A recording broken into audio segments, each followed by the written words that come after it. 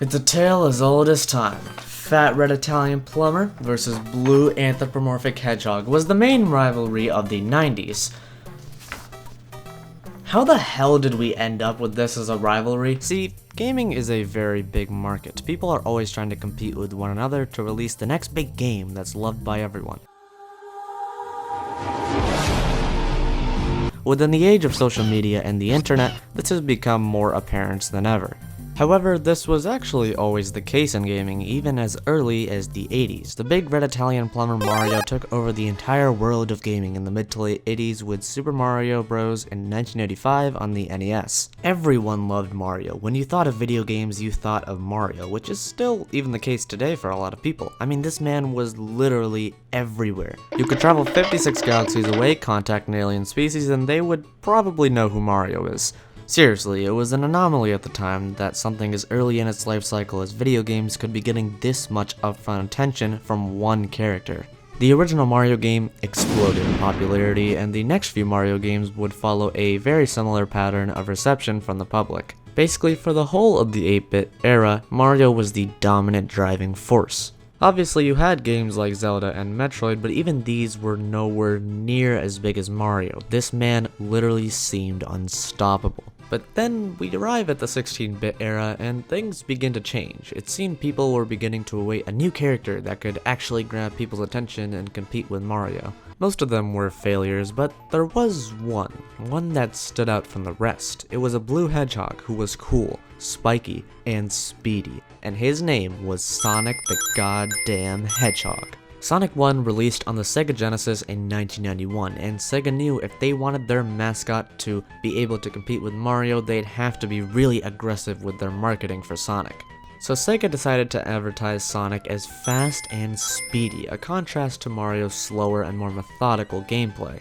Mario did have some speed, but for the most part he had slow gameplay. I mean, he's a fat Italian plumber, of course he's gonna be fucking slow, he cleans toilets for a living. Even with Sonic's design, they made him look more expressive and cool. Cool is the key word here. One of the things Sega did was to advertise Sonic as cool. The speediness was cool. The badass spikes were cool. Even in the level theming, they made the levels more expressive and interesting, further adding to the cool factor of Sonic. Now that's just Sonic himself, but Sega knew to stand out from the rest, just advertising Sonic would not be enough. Sonic had already ticked off all the boxes for coolness and being unique, so now Sega would have to advertise him against Mario to make Mario seem like the uncool thing. They used slogans like the classic Sega does what Nintendo don't, which is a phrase I'm sure everyone has heard at this point. It's very simple, but it really portrayed how Sega wasn't screwing around with Nintendo. While these types of slogans wouldn't be that effective today, back then it was amazing that someone was willing to go up this aggressively against the juggernaut that was Nintendo. And well, this campaign against Nintendo and Mario did very well for Sega and for Sonic. The Sega Genesis ruled over the 16-bit market. 63% of all 16-bit sales were of Sega consoles, with Sonic leading the charge. Hold your fire. Do you see the flamethrowers? You must choose your moment. Sonic of course sold some of the highest on the entire system. I mean, that was kind of the point since he was Sega's mascot after all. Sonic in the Sega Genesis in the early 90s was known for being the stuff for the cool kids, for the epic gamers, for the war criminals, while Mario and Nintendo were being slapped with the kiddie label left, right, and center. A label that Nintendo still suffers from to this day. Obviously not as badly as back then, but they definitely still do. Yeah, how the f is this for kids? It's incredible how this label has kept going for so long, just kinda goes to show how effective Sega's marketing was. Anyways, for the entirety of the 16-bit era, this sort of rivalry was all the rage. As we head into the late 90s, however, things begin to get a bit wishy-washy. Nintendo came out with the Nintendo 64 and Super Mario 64 in 1996. Super Mario 64 was a revolutionary game at the time, pioneering 3D games and generally just being a great game. Now what about Sonic? I mean, he was the cool guy, right? No. Well, unfortunately, Sonic had quite a rough time transitioning to 3D. Numerous attempts were made, and only until 1999 would Sega and Sonic Team finally do it with Sonic Adventure on the Dreamcast. It also didn't help Sonic that Sega was in a bit of a blunder with its consoles, releasing many different systems in the span of just a few years, with most of them not doing that well at all. No new and interesting games for the system, no unique things with their systems, no interesting marketing tactics. It was just a weird and messy time for them overall. So unfortunately, the whole Mario vs. Sonic shtick was kind of beginning to die down. Sega and Nintendo began to do their own things now, since Sega had become an established game developer at this point.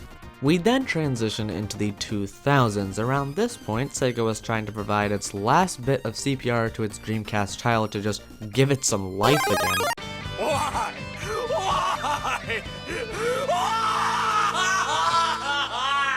In 2001, Sega would release Sonic Advance on the Game Boy Advance, which was a Nintendo system, so this technically was the first time he was ever on a Nintendo system.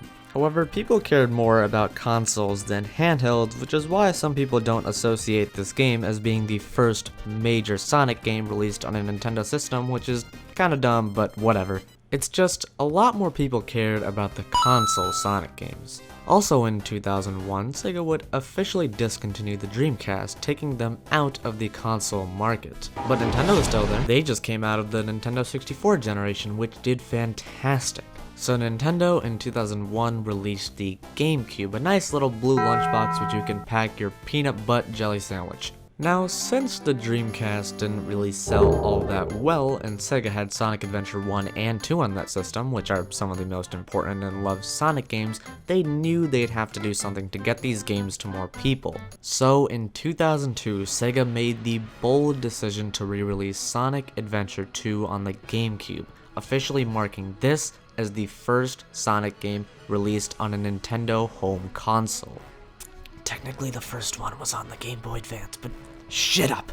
After the fierce war of the 90s between the two gaming giants, many brutal battles, many losses, many strategic tactics, many cries of terror after seeing the 8-ball in the Sonic 06 desert level, they both finally established peace and officially ended the war of Nintendo and Mario versus Sega and Sonic. From this point onward, Sega would continue to release Sonic games on Nintendo systems, some even being exclusive to Nintendo systems. And of course, Mario would continue releasing on these as well. While the war is over, it's still a fun little rivalry that people like to continue, and both Nintendo and Sega like to take advantage of this from time to time. Like with the Mario and Sonic Olympic games, they're including Sonic as a Smash Bros. Character so you can pit him against Mario. We can still feel the effects of this giant battle between these two giant platformers today. And while it's not like both Mario and Sonic are being pitted against each other as aggressively as in the 90s, it's just a fun little rivalry that still lives on to this day.